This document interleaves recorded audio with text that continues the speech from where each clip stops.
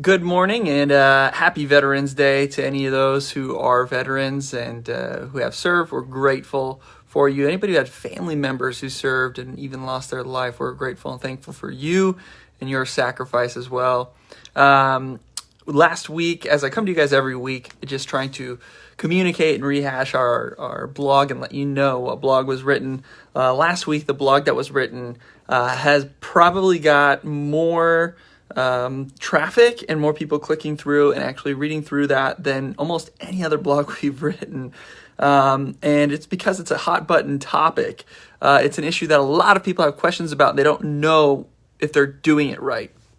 So imagine this. Imagine you're no longer living paycheck to paycheck. You're advancing in your career. You've paid off almost all your debt except your home.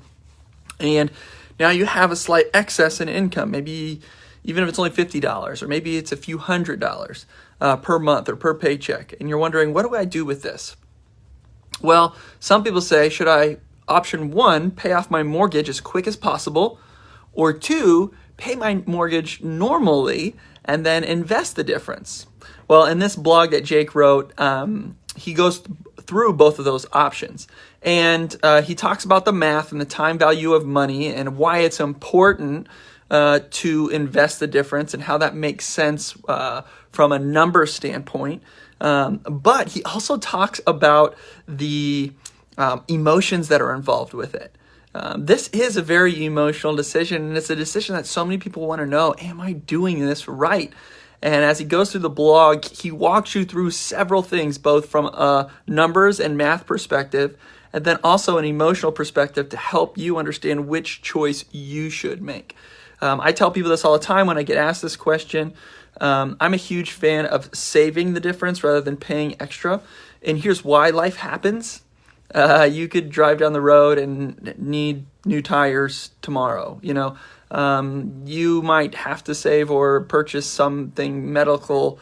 It could happen. My kids, they're they're all the time getting hurt. My son just the other day busted his tooth open, and had to do a whole bunch of dental stuff. And that was something I wasn't necessarily planning on. Life happens. And if I were paying extra on my mortgage and then I needed that cash and I called the mortgage company and said, hey, can I get that money back? I had this emergency that I need to pay for. They'd be like, no. Or if I wanted to, I'd have to refinance, and then that would cost me money, and I'd have to pay to get that money back.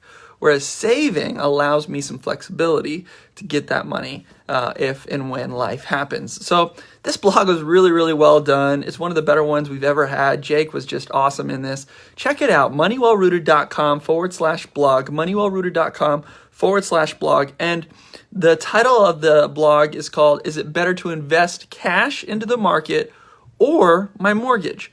And he goes through all the options. Again, the math, the numbers, about why it's best to invest instead of paying the mortgage off. But then he talks about the emotions and why so many people choose to just pay extra on their mortgage. And it's really, really wise to watch, to read this, check it out. So yeah, have a great Veterans Day. Have an awesome week. Most people fall into YouTube holes that aren't productive. Subscribe or check out some of our other videos by clicking over here, and I promise it'll be a YouTube hole worth your while.